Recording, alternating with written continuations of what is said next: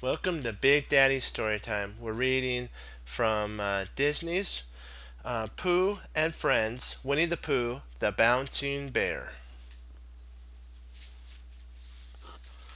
One summer morning, Winnie the Pooh was walking through the 100-acre wood with a close friend. "Isn't it a nice day?" said Pooh. The friend didn't answer. Farther on, Pooh stopped to look at some daisies. "Why do daisies grow up instead of down?" Pooh asked. The friend was silent. After a while, Pooh said, "Don't you think it is time for a little something to eat?" The friend said nothing. The friend wasn't Piglet or Eeyore. It wasn't Tigger or Owl, Kanga or Roo. It was Pooh's honey jar. And Pooh loved the honey jar even if it didn't say a thing. He dipped his paw into the jar and took a taste of the honey. Then he took another and another. Before long, the jar was empty and Pooh was full. As Pooh continued down the path, he heard the sound of laughter. He followed the sound and found Tigger, Kanga, and Roo happily bouncing in the meadow. "Hello there, Pooh," shouted Tigger.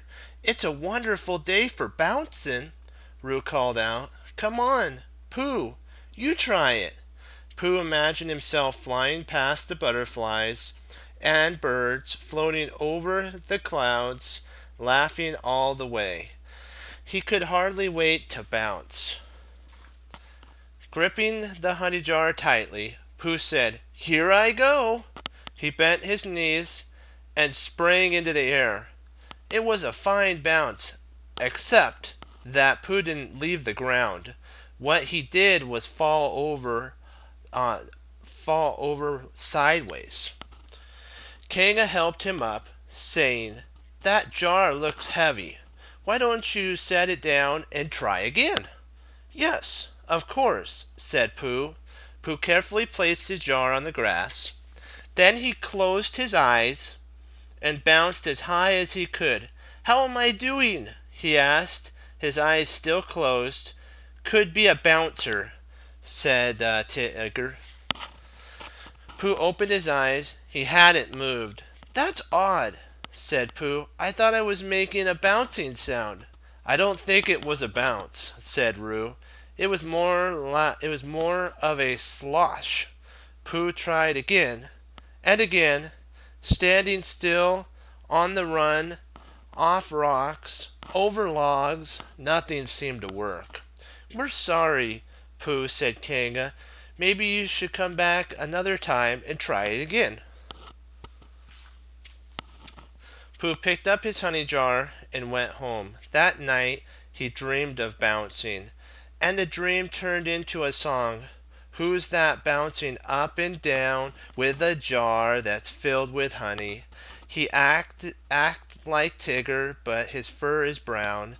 It's Winnie the Pooh. Isn't that funny?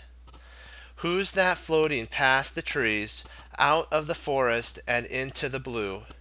Light as a feather and round as you please. It's Pooh the bouncing bear. That's who." Pooh woke up the next morning happy to be a bouncing bear. He decided to celebrate by bouncing out of bed. But once his dream had ended, so had his bounces.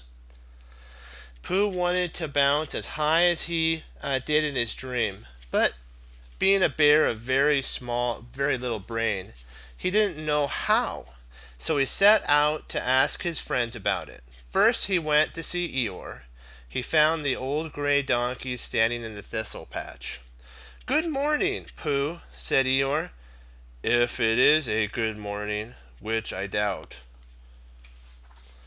"Eeyore," said Pooh, "I can't bounce." Eeyore shook his head sadly. "One more thing to worry about," he said. "I said perhaps I could learn," said Pooh. I thought perhaps I could learn, said Pooh. Of course you could, Eeyore said, and while you're at it, I'll grow a second tail. Pooh was pleased that Eeyore could have two tails. Do you think I could swing from them? Asked Pooh. No, said Eeyore. You can't swing from them because it won't happen. I'm sorry to tell you this, Pooh, but donkeys don't have two tails, and bears don't bounce. Discouraged, Pooh left the thistle patch. If bears don't bounce, how could he ever be Pooh, the bouncing bear? Next, Pooh went to see Owl, who was known as the wisest animal in the forest. Owl, said Pooh, I was wondering. You've come to the right place, Owl declared. Wondering is a fine thing to do on such a day as this. Pooh was pleased to hear it, even though he didn't know what a day such was. Pooh began again. Eeyore was still telling me that bears do not bounce and donkeys don't have two tails. Two tails? Said Owl. Are you referring to my distant cousin Tommy Tailspin? Well, not exactly, said Pooh. Did I ever tell you how he got his name? No, Pooh replied, but Owl continued, it seemed that Tommy wanted to be the fastest bird in the forest. Everyone told him that owls aren't built for speed, but Tommy wouldn't listen. Can you imagine that? He wouldn't listen? Said Pooh. Yes, I can imagine that. One day Owl went out. Tommy flew to the top of a tree. The top of the tallest tree. Then he drove down towards the ground as fast as he could go. Halfway down, he started to spin. Luckily, there were some bushes under the tree. He never tried it again, but they still called him Tommy Tailspin. What do you think of that? Pooh! Pooh! Pooh was hurrying out the door. Hearing Owl's talk about Tommy Tailspin gave Pooh an idea. The idea was a little like his dream, because in both of them, Pooh was bouncing. Pooh went to see his friend Piglet and said, Piglet, I need your help with an important idea. Oh, boy, said Piglet. We'll need a balloon, Pooh said, because it's a balloonish sort of idea. Piglet found a balloon for Pooh, and together they walked through the forest until they found a tall oak tree. This tree should be just right, Pooh said. For what? Asked Piglet. For bouncing. Eeyore says that bears don't bounce, but perhaps they would if they started from a very high place, such as a tree. What's the balloon for? Piglet said. You'll see. With that, Pooh began to climb. Halfway up the tree, Pooh heard a buzzing sound. He knew that where there is buzzing, there are bees, and where there are bees, there is honey. Pooh, called Piglet from below, why don't you stop? Why did you stop climbing? I thought I'd stop for a little a snack, Pooh replied. And after all, bouncing is hard work. When Pooh finished his snack, he began climbing again. In one way, it was easier because his snack had given him energy, but in another way, it was harder because his paws tended to stick to the tree. Finally, Pooh reached a high limb at the very top. He pulled the balloon out and blew it up until it was as big and round as Pooh himself. Piglet called, Pooh, what are you doing? Bouncing, Pooh called back. Here I go. Holding on to the balloon, Pooh stepped off the limb and floated down. He floated down down, past the bees, and over Piglet's head. When Pooh touched the ground, he bent his knees and tried to spring back up again, but his feet stayed firmly planted on the ground. Piglet came running up, breathless. "How was it, Pooh? How was your bouncing?" "Well," Pooh replied, "it wasn't a fast bounce. On the other hand, it wasn't a slow bounce either.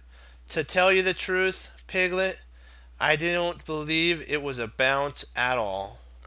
As Pooh shook his head sadly, he heard someone whistling. Christopher Robin came strolling down the path.